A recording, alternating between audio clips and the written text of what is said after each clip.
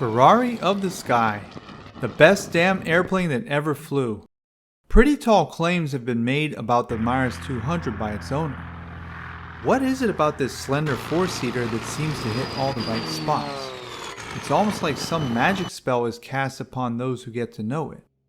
Is the Meyers 200 really what it's cracked up to be? The Meyers saga begins in 1908.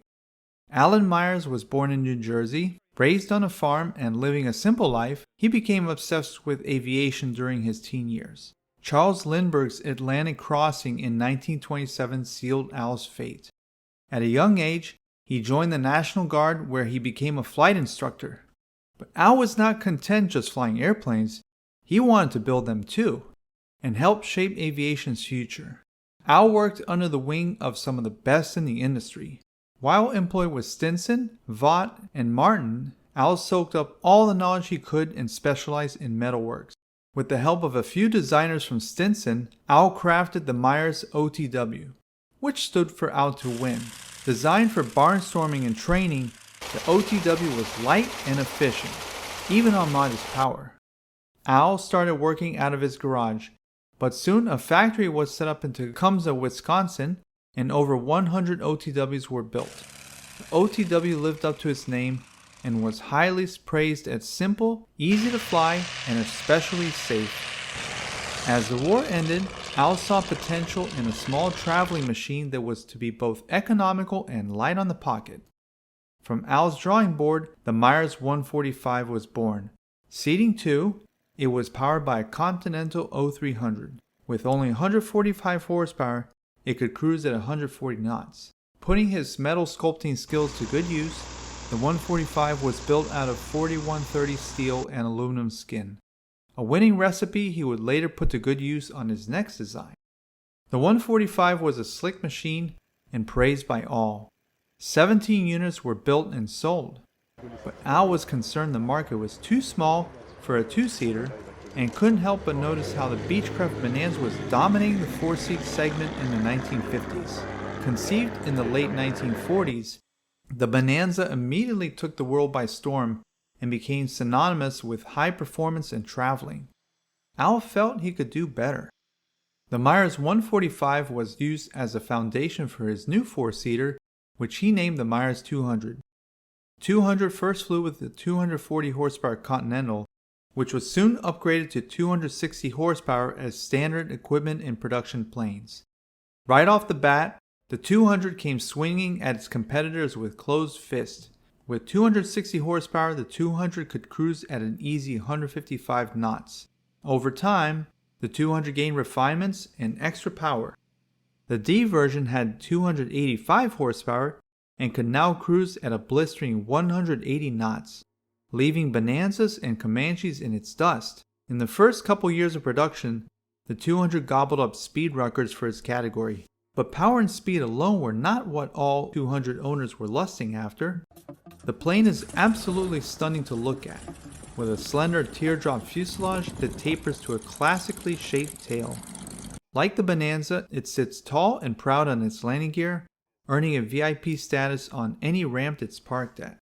Similar to the much slower Ryan Navion, the 200 sports a bubble canopy with wraparound windows, rewarding its passengers a nearly 360-degree panoramic view. Where other aircraft trade speed for cabin space, this was not the case with the 200, and both pilots and passengers could travel long distances and never feel cramped. The 200's relatively short wings ensure rock-solid handling at high altitudes, blasting through turbulence and making it an ideal IFR platform. The Meyers magic is also present in its construction method. The fuselage and part of the wing structure are built in 4130 steel, as was the Meyers 145 that came before it. This steel bubble that surrounds the passengers not only ensures their safety, but allows for large wraparound windows. As to the safety aspect of the fuselage, there are many accounts where pilots have crash landed the 200 only to walk away unscathed. Even James Bond survives a fiery crash in the 007 classic You Only Live Twice. The FAA seems to love the 200, as it's quite possibly one of the only aircraft with no airworthy directives on the airframe. There has never been an in-flight structural failure with the 200, a record no other aircraft in its category can lay claim to. Unlike its competitors from Piper, Cessna, and Beechcraft, the Meyers 200 was hand-built with highly skilled workers and using very few jigs. This is where the Meyers 200 compares to Ferraris or other fine sports cars. During its brief production run under Al's ownership, only 10 to 15 Meyers 200 were produced per year. As a result of this slow and steady production method, the 200 commanded a premium over its competition. But this didn't seem to stop new orders from coming in. Al knew he was building a premium product that was being marketed to exclusive owners. Al Meyers was happily pumping out the 200s at a slow but steady pace, while pilots and owners helped build its legacy with rave reviews and positive flight reports. Meanwhile, North American Rockwell was steadily producing its own line of legendary twin-engine aircraft, the Aero Commander line. Rockwell felt they needed a single-engine model to add to its product family. The Meyers 200 fit the bill perfectly. It was fast, powerful, and comfortable. Al Meyers signed the dotted lines and turned the 200 over to Rockwell. Rebranded as the Aero Commander 200, Rockwell was excited to embark on this new chapter in their history. But things didn't go quite as planned. Rockwell's goal was to mass-produce the 200 much in the same way as they had done with the Aero Commanders. What they didn't realize was that the 200s were hand-built. This meant they had to manufacture a brand new production line from scratch. This boondoggle cost Rockwell millions. After producing around 65 Aero Commander 200s at a loss, Rockwell shut down the production line and instead focused on building their own in-house model, the Rockwell 112. The 112 was vastly inferior in performance to Aero Commander 200, but much cheaper to produce. Rights to the Aero Commander 200 went to a small firm named PropJets Inc., which might be a little hint for what the Meyers 200 had in store. By the 1970s, corporate jets and turboprops were all the rage, and Commander's new owners felt the design had so much more to offer. The Commander 200 was highly modified, morphing into a little hot rod called the Interceptor 400.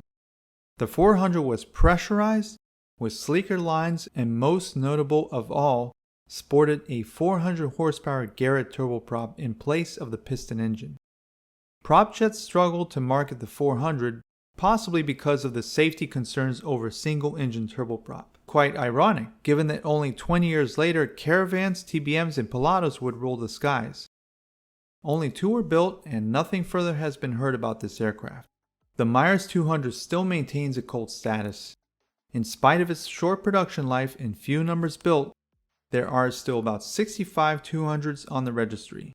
So, are they actually the best aircraft ever built? Well, as with anything in life, there are pros and cons, and owners need to decide for themselves what they need or desire.